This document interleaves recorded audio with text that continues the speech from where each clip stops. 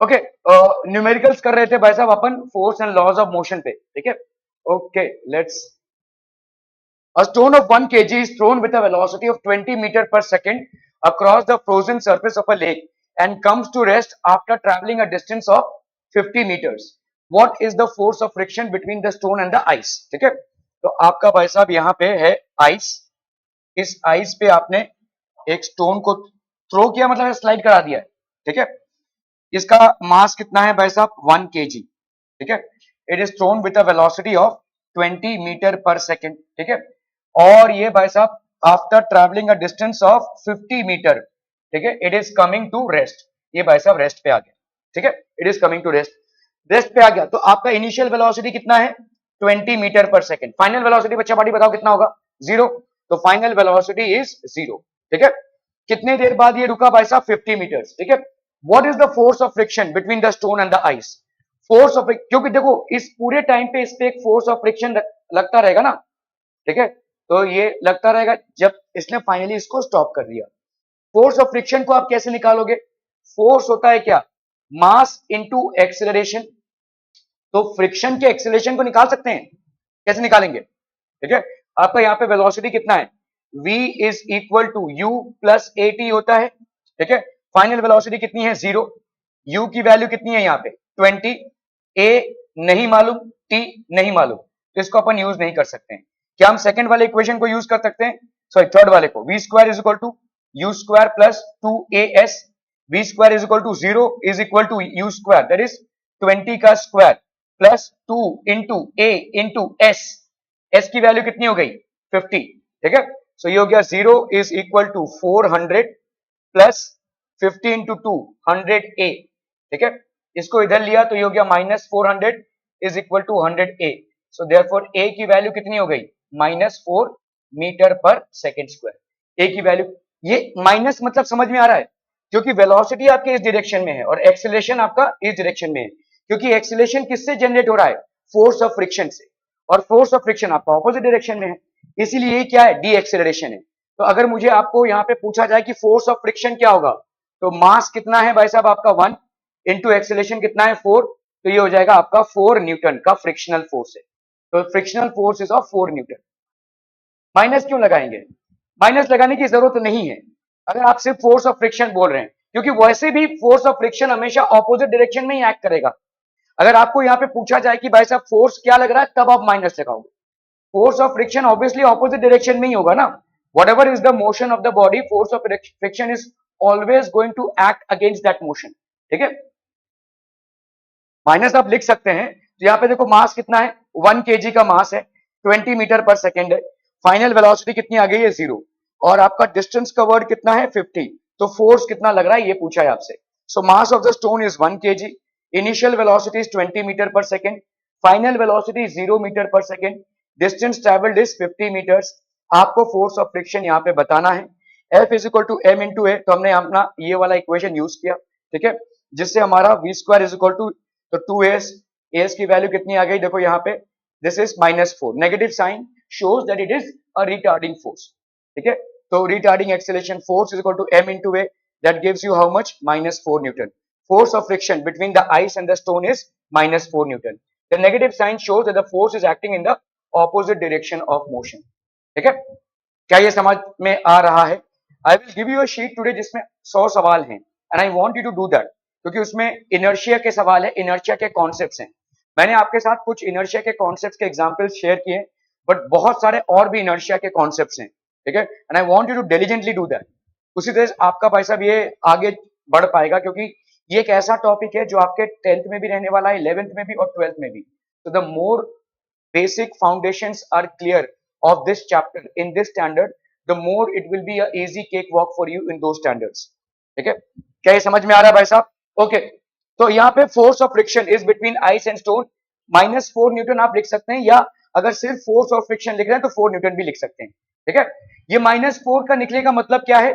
जो वेलोसिटी है उसके ऑपोजिट डायरेक्शन में फोर्स है, वेलोसिटी के ऑपोजिट डायरेक्शन में ये फोर्स है, ठीक है। Are we clear? Okay, okay, okay. A 8,000 kg engine pulls a train of 5 wagons, each of 2,000 kg, along a horizontal track. If the engine exerts a force of 40,000 Newton and the track offers a frictional force of 5,000 Newton, then calculate the net accelerating force, the acceleration of the train and the force of wagon 1 on wagon 2. चलिए इसको कीजिए जरा फटाफट. जब तक सवाल करेंगे नहीं जब तक भाई साहब दिमाग खुलेगा नहीं. जल्दी जल्दी फटाफट. Quick quick.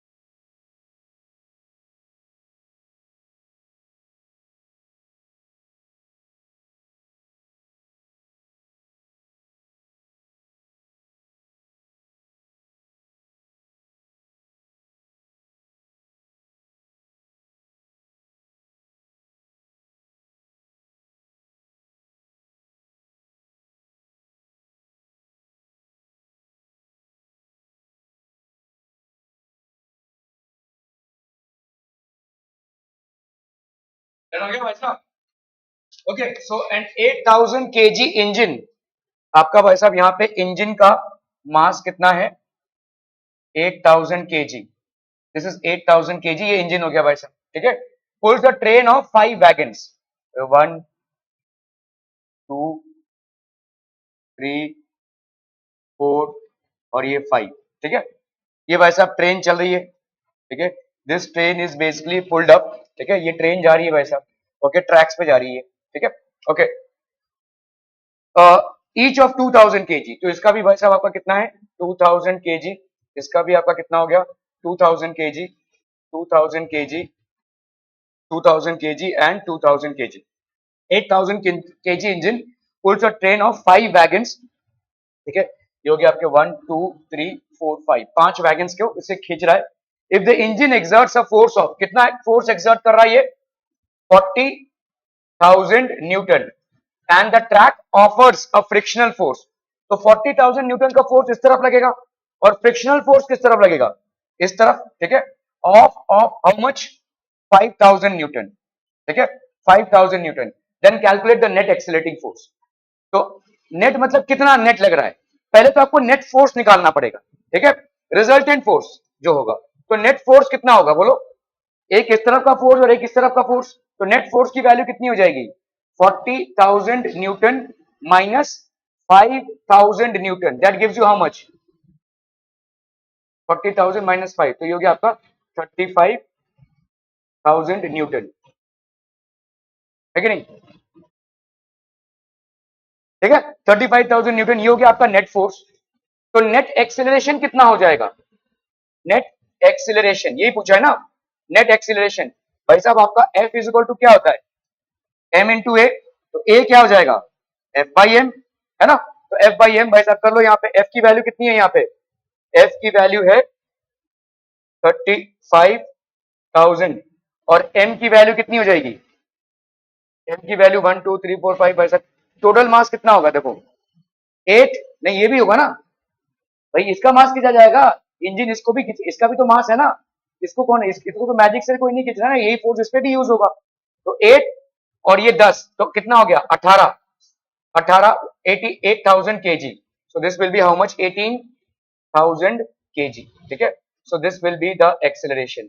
अब इसको कर लो भाई साहब 18,000, 18,000 कैसे है 8,000 इसका और 2,000 इंटू 5, ये हो गया 10,000, तो ये हो गया 18,000, ठीक है। So this will be the net acceleration, that is 35/18 metre per second का स्क्वायर, ये हो गया net acceleration. The acceleration of the train, the force of the wagon 1 on wagon 2, force of wagon 1 on wagon 2 कितना हो जाएगा, wagon 1 wagon 2 पे कितना force exert कर रहा है, हाँ,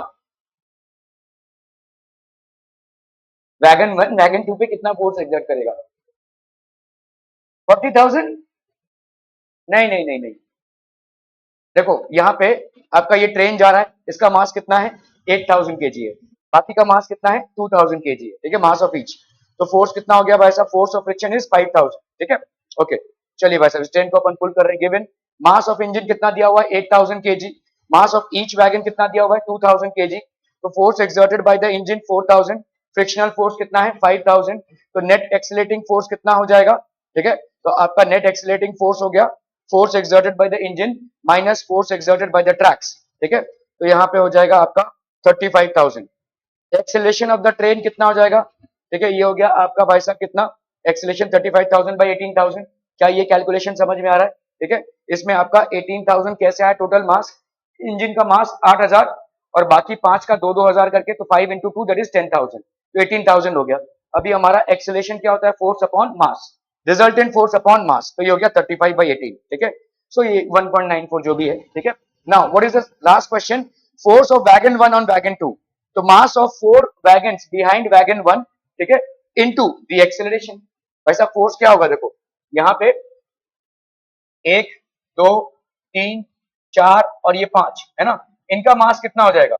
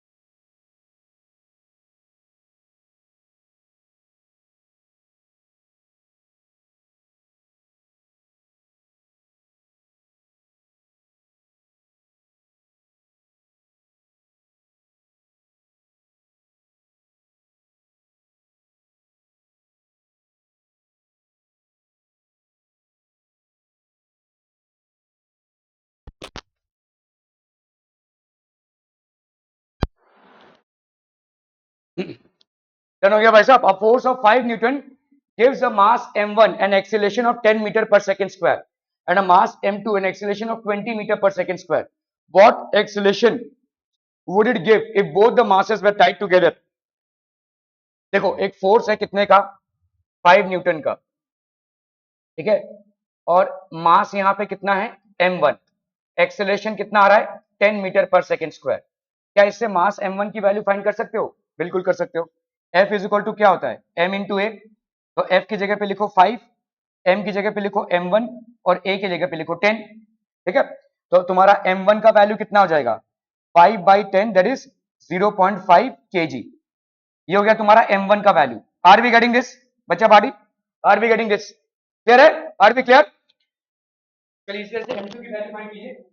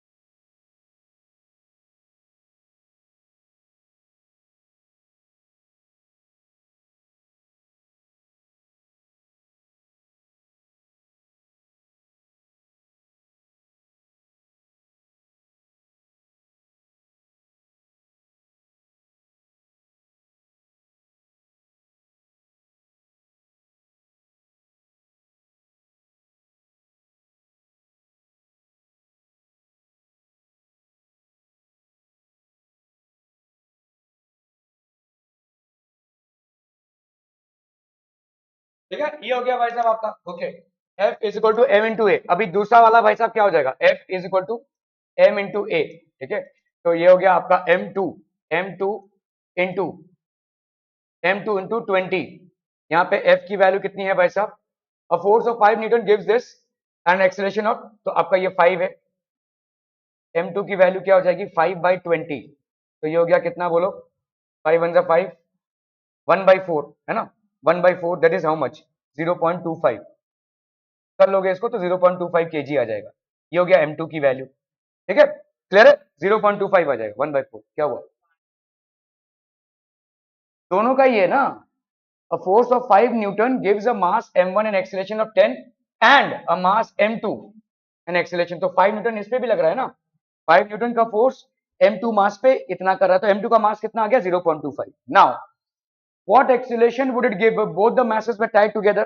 तो अभी थर्ड केस में क्या है, ये आपका फर्स्ट केस है यहाँ पे, this is the first case, this is the second case, and what is the third case, F की वैल्यू कितनी है, वही 5 न्यूटन है, लेकिन अभी मास कितना हो जाएगा, दोनों को ऐड कर दिया हमने, 0.5 plus 0.25 that is how much, 0.75 kg. ठीक है, ये हो जाएगा आपका फोर्स. ठीक है, ये हो गया आपका फोर्स. तो आपका m3 का वैल्यू कितना हो जाएगा, ठीक है, ये कीजिए भाई साहब, 5 इज इक्वल टू, तो आपका m इंटू, अभी हमको क्या निकालना है, एक्सेलरेशन. तो F is equal to m into a. तो हमारा F वही 5 है, हमारा ये वाला कितना है, 0.75 है, इंटू ए है, तो a की वैल्यू क्या हो जाएगी, 5/0.75. ठीक है, अभी इसको दो पीछे ले लिया, ये 500 हो गया, तो 500/75, 5 15 जा, 5 10 जा, 5 3 जा, 5 20 जा, ये हो गया ए. तो ए की वैल्यू हो गई 20/3 that is how much, 6.67 metre per second square. क्या ये समझ में आ रहा है? ठीक है, ये हो गया आपका अभी एक्सेलरेशन. क्लियर है, A1 की वैल्यू 10, A2 की वैल्यू 20. तो 5 न्यूटन का भाई साहब कितना हो जाएगा, यहाँ पे एक्सेलरेशन हो गया कितना, 5/10 दैट इज 0.5. तो आपका इसका वैल्यू कितना हो जाएगा, 1/4 दैट इज 0.25. तो अभी टोटल मास कितना हो गया भाई साहब, 0.75. तो ये हो गया 5, तो ये हो गया 6.67 मीटर पर सेकेंड स्क्वायर. सवाल को सिर्फ समझना है, वही फॉर्मूला अप्लाई करना है. चलिए इसको करना है फटाफट. The velocity time graph of a ball of mass 20 gram moving along a straight line along a long table is given in the figure. How much force does the table exert on the ball to bring it to rest? चलिए फटाफट करना है भाई साहब इसको.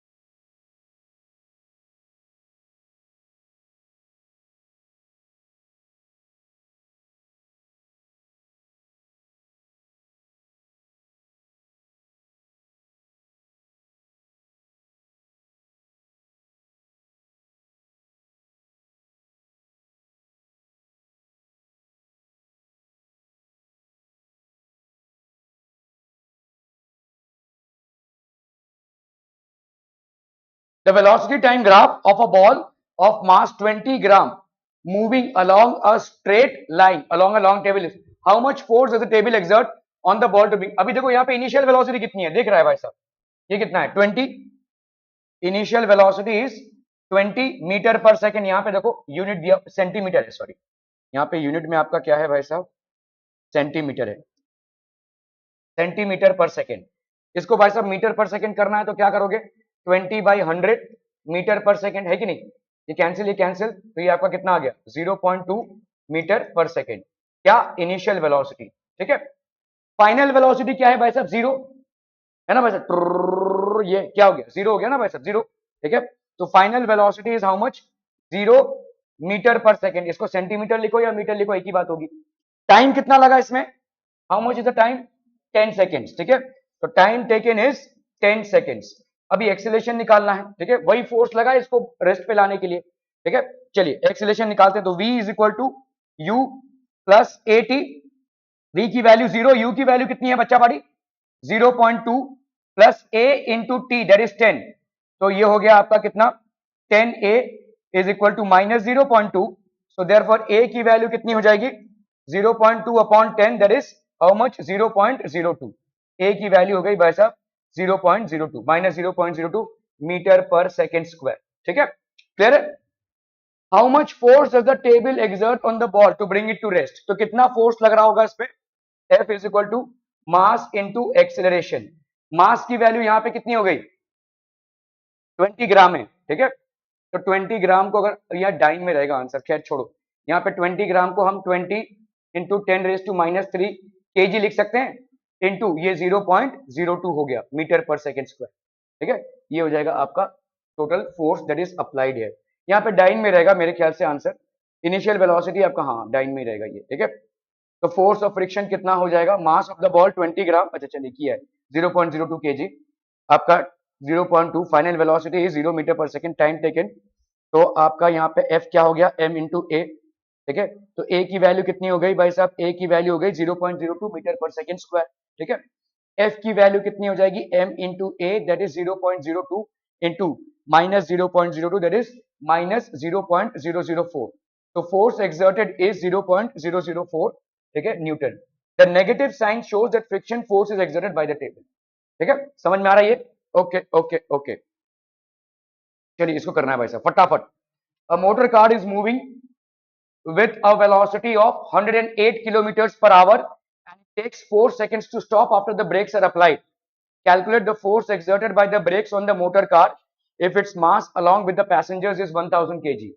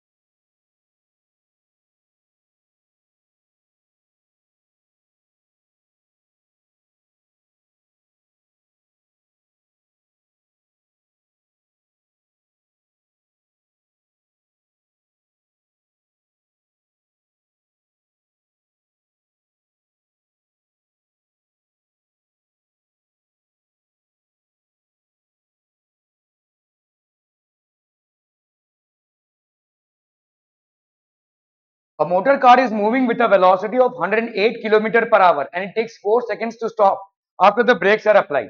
ठीक है, तो पहला काम आप क्या करेंगे बच्चा पार्टी, बताइए बताइए बताइए जल्दी से बताइए। बहुत सही भाई साहब। ओके, तो 108 किलोमीटर पर आवर को अगर मुझे मीटर पर सेकंड में कन्वर्ट करना है, क्या करेंगे?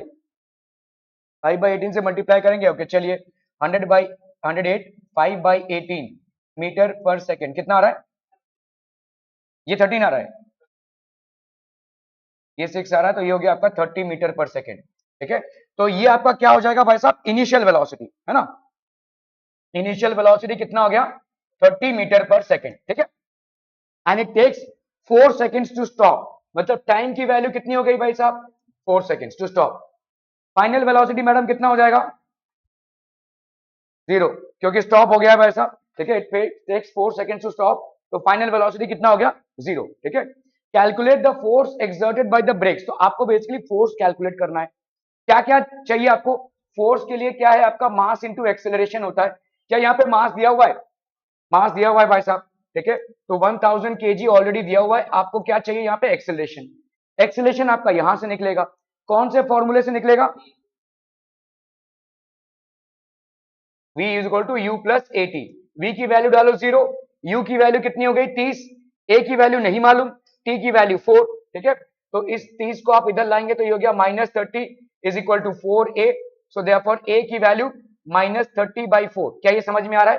ठीक है, -30/4 भाई साहब आपका कितना? चलो हाँ, 15/2 -15/2। ठीक है, ये हो गया आपका a। तो आपका भाई साहब फोर्स कितना हो जाएगा? Force will be mass that is 1000 kg into -15/2, टू 500 हो गया ये, 15 5 75 और ये हो गया 0। तो फोर्स आपका कितना हो गया? 7500 न्यूटन। ठीक है,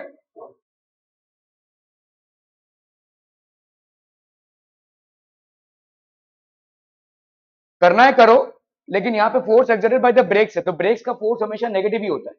फ्रिक्शनल फोर्स हो गया, ब्रेक का फोर्स हो गया। अभी ब्रेक भी किसकी वजह से लग रहा है? फ्रिक्शन की वजह से ही लग रहा है। ठीक है, so that will B basically this much amount of force. Initial velocity आपकी कितनी है? 108। तो इसको अपन क्या करेंगे? टाइम 4 सेकंड्स दिया हुआ है। ठीक है, मास कितना दिया हुआ है आपको? 1000 kg। ठीक है, final velocity 0 kilometre per hour.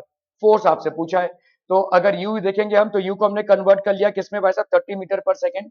ठीक है, आपका फोर्स इज इक्वल टू, तो एक्सेलेरेशन हो गया, आपने पहले एक्सेलेरेशन को कैलकुलेट किया which is how much? -30, that is -15/2 और -7.5।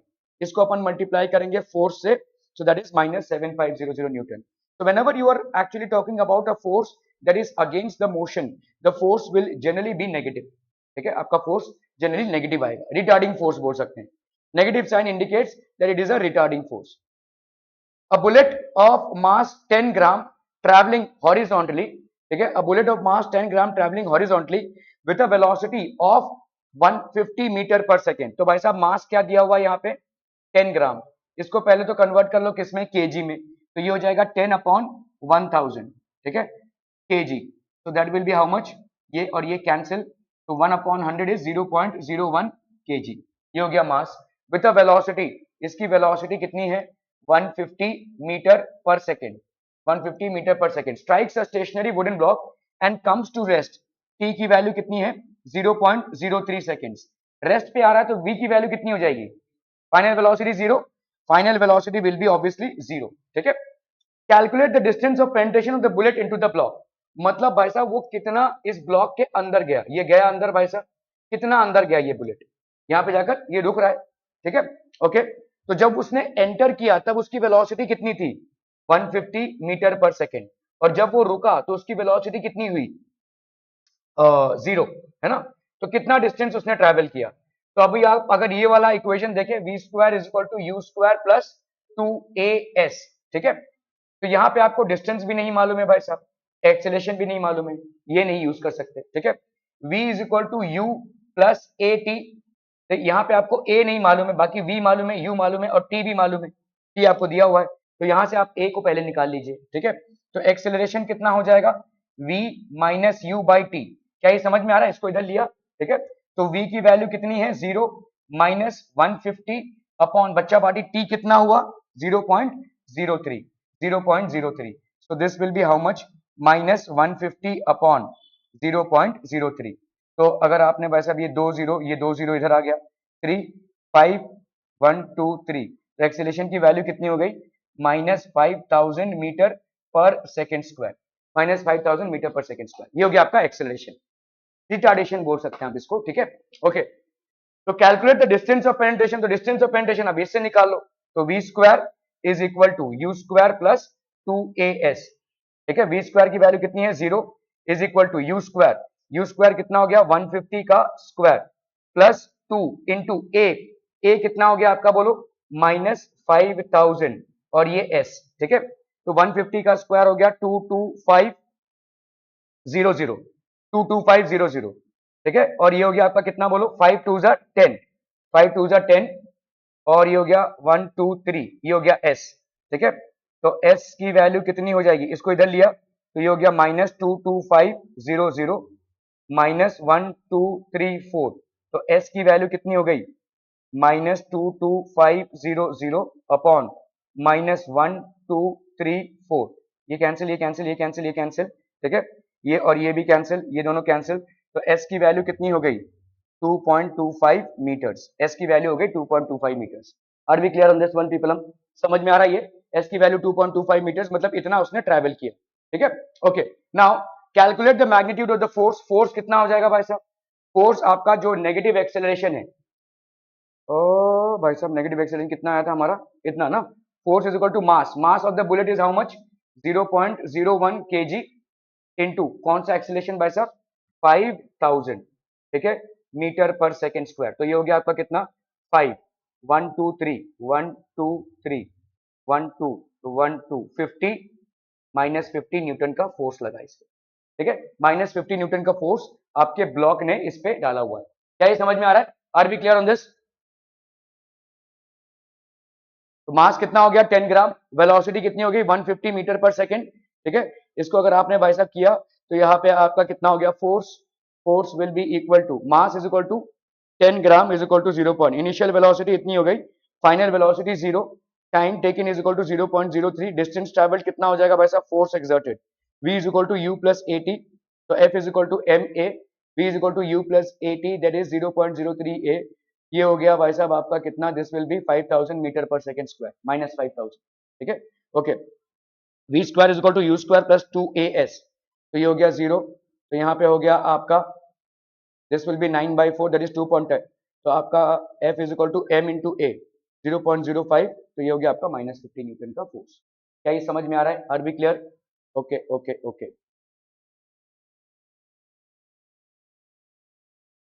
चलिए इसको करना है भाई साहब फटाफट, क्विक क्विक जल्दी से।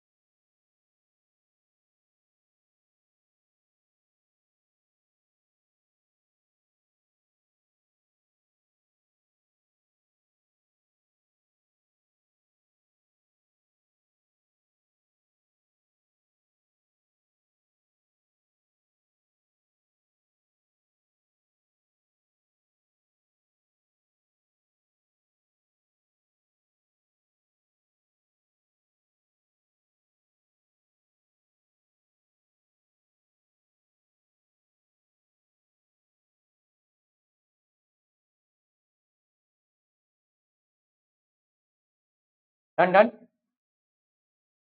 An object of mass 100 kg is accelerated uniformly from a velocity of 5 meter per second to 8 meter per second in 6 seconds. Calculate the initial and final momentum of the object. बोला हो, बोला जल्दी से बोला. तो आपका इनिशियल मोमेंटम क्या हो जाएगा? देखो कैलकुलेट इनिशियल मोमेंटम. तो इनिशियल मोमेंटम कितना हो जाएगा? अरे बोलो ना बोलो. Initial momentum is m into you. That is m कितना है भाई साहब आपका? 100 kg into you. Initial velocity 5. तो ये हो गया आपका कितना? 500 kg मीटर पर सेकेंड. ठीक है. Final momentum. फाइनल मोमेंटम कितना हो जाएगा? m into v. That is 100 into v की वैल्यू कितनी है? 8 है ना. तो ये हो जाएगा 800 kg मीटर पर सेकेंड. ये हो गया आपका इनिशियल मोमेंटम. ये हो गया final momentum. Calculate the initial and final momentum of the object. Also find the magnitude of the force exerted on the object. तो आपका फोर्स क्या होता है? Rate of change of momentum m v minus m u by t. M v की value कितनी है? 800. M u की value 500 upon time कितना लगा भाई साहब? 6. ठीक है. So that will be 300 by 6. 6 5 30. ये हो गया. तो ये हो गया आपका 50 न्यूटन. क्या ये समझ में आ रहा है भाई साहब? Find the magnitude of the force exerted on the object. So this is the magnitude of the force exerted on the object. Are we clear on this? ठीक है. Initial velocity 5 metre per second. ये हो गया 8 metre per second. तो हम यहाँ पे क्या लिख सकते हैं? 105 और ये 8. तो 6 सेकेंड्स इनिशियल मोमेंटम. ठीक है. तो आपका ये हो गया final momentum. So initial momentum ये हो गया आपका कितना? 500 फाइनल मोमेंटम. तो that is going to be how much हम बच्चा पार्टी? 8 माइनस 6 3/2. इसको ये जरूरी नहीं है एक्चुअली. आप डायरेक्टली वहां पे एम वी माइनस यू से कैलकुलेट करेंगे तो भी आपका 50 न्यूटन आएगा. ये इतना पोर्शन आपका जरूरी नहीं. यहाँ पे एक्सेलरेशन नहीं पूछा है ना. Calculate in initial financial momentum final momentum and find the magnitude of the force. तो यही पूछा है आपसे. इसको जरूरी नहीं है. M v minus m u by t करेंगे सीधा तो भी यही आ जाएगा. ठीक है. Change in momentum upon time. Okay चलिए इसको करना है भाई साहब फटाफट फटाफट.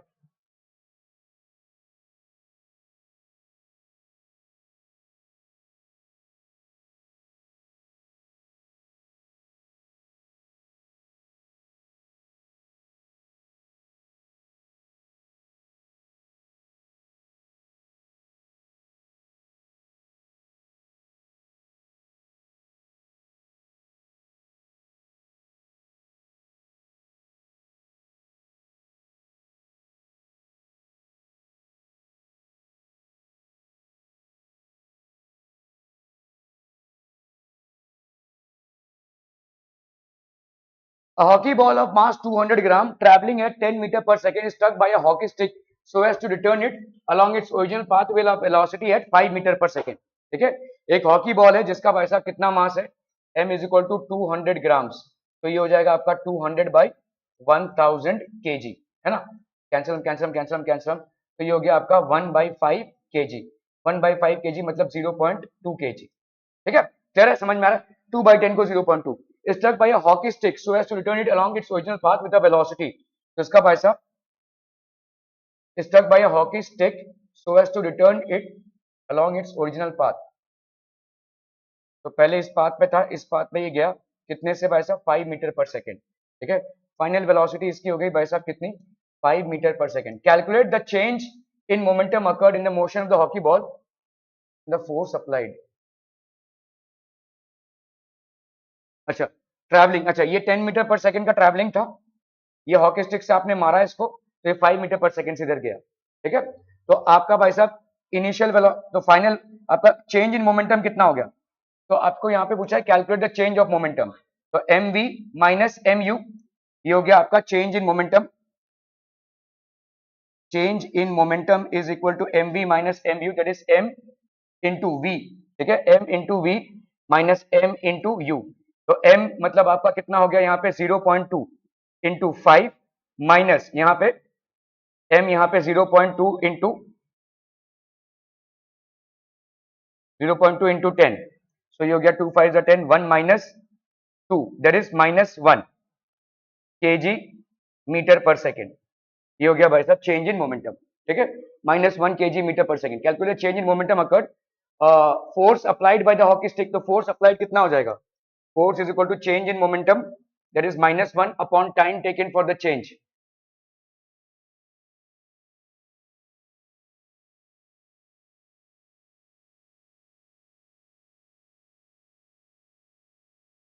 हाँ, नहीं फॉर्मूला से कैसे आएगा? ए तो दिया नहीं हुआ है आपको.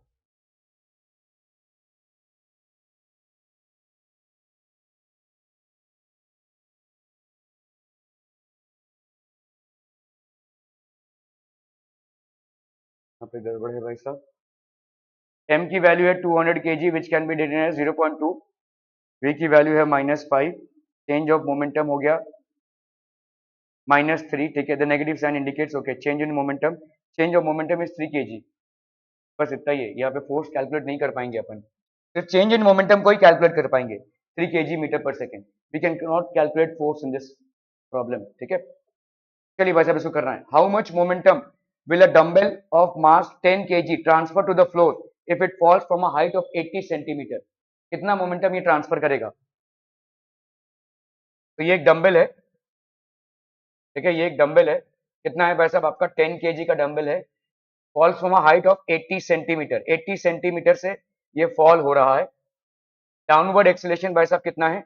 10 मीटर पर सेकेंड स्क्वायर. ठीक है, हाउ मच मोमेंटम, तो यहाँ पे आपका कितना मोमेंटम ट्रांसफर होगा इसमें? ठीक है, मोमेंटम ट्रांसफर मतलब आपका यहाँ पे वेलोसिटी कितना होगा? फाइनल वेलोसिटी कितनी हो जाएगी भाई साहब बताइए?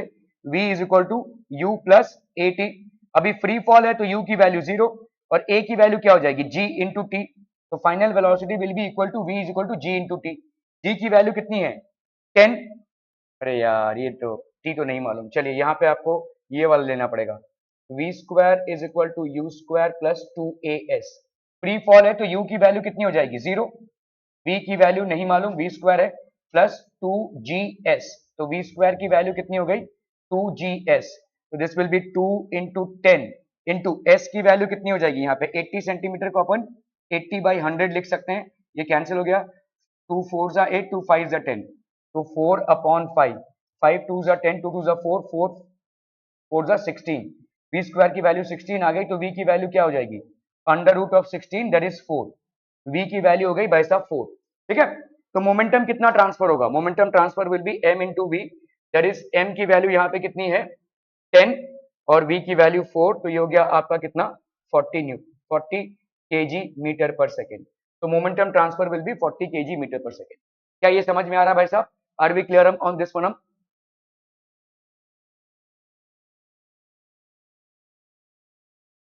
ये हो गया मास, ये हाइट, ये हो गया भाई साहब आपका कितना? Momentum will be equal to, so this is going to be equal to how much? 10 into 4 that is 40 kg meter per second. ठीक है, okay. I would request you to please adjust it backwards. हमको आपको देना है seat, इसको आप करेंगे. कल ये